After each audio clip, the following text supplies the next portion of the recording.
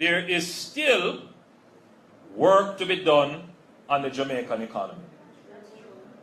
And as I stand here, having given 27 years of my life to the country, and under very difficult circumstances,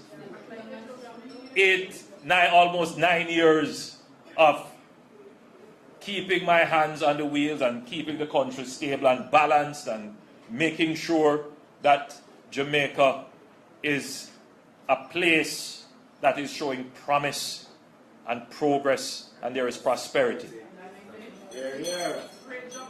I am very much afraid of thinking about what could happen.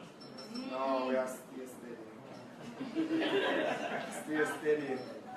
If, for any reason, stable hands were to come off the wheel. No, we are still steady. Huge race, still steady. To put novice hands on the wheel. I think, and I shudder to think, and therefore, my commitment to continue to see this through to its proper conclusion, I am determined to ensure that we don't fall into the rut as we fell in when the country was destroyed in the 70s, rebuilt in the 80s, and then for 18 and a half years we fell into a lull.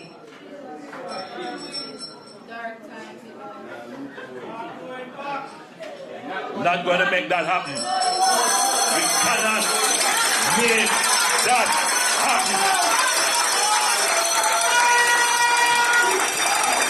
No. It is out of that period of time that we had FinSAC,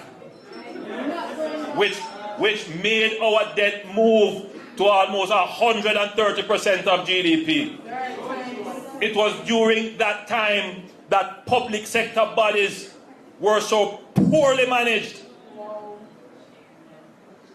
that they created a fiscal risk for the government and created further debt for the government.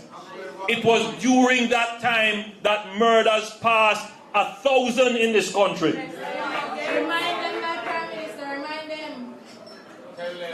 You talk about bad roads and lack of... It was during that time when there was no budget, when the country wasn't growing, that there was disinvestment in the infrastructure of the country.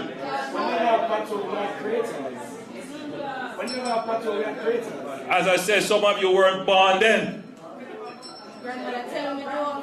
So when we talk, Colonel, we have to bring the facts to the table. Yes. Because people are only seeing what is in front of them. They don't have the full understanding and the full context.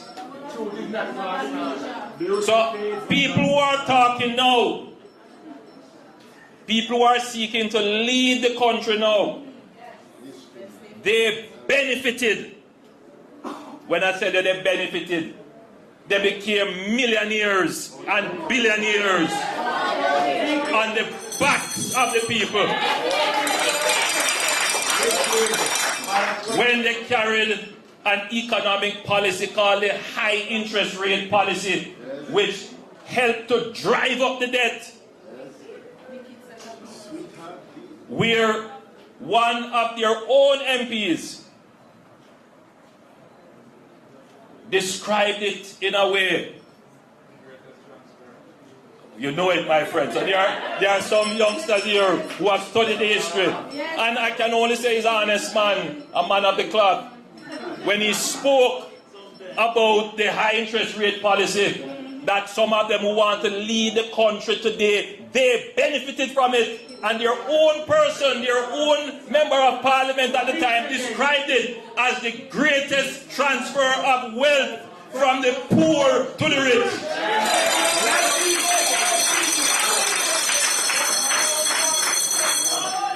And I have no doubt that that is what they want to come back to do to the Jamaican economy. I have no no doubt that that is what they want to do, to come and get wealthy on the backs of the poor. I will not allow that to happen again in this country.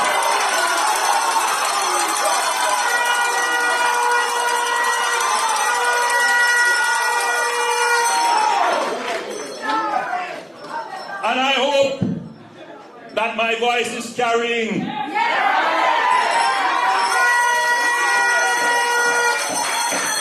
To the halls around here, so that those youngsters who don't know their history, who are brainwashed and misled, can understand that the real power is right here in this room with the young people.